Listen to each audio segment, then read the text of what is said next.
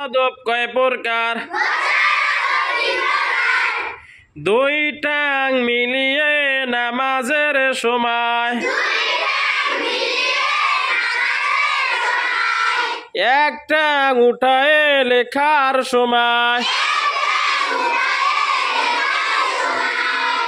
দুই টাং উঠায় খাওয়ার সময়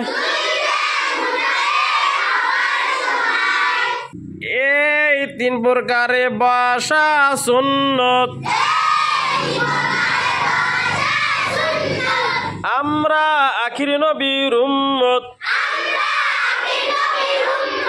আমল করব সুন্নত মাছ খাইতে কাঁঠা লাগে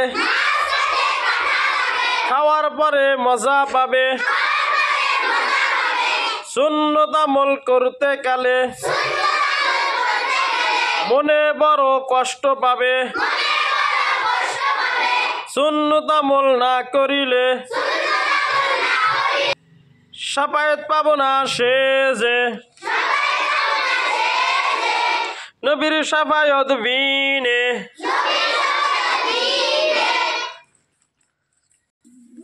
জান্নাত পাব না কেউ যে